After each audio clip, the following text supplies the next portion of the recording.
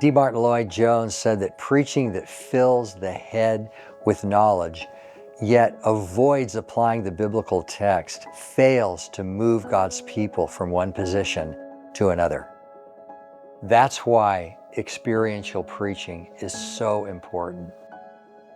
Experiential preaching stresses the need to take the biblical text and put it into action in your everyday life. It pierces the heart. It illuminates who we are and what we're doing and our need for healing.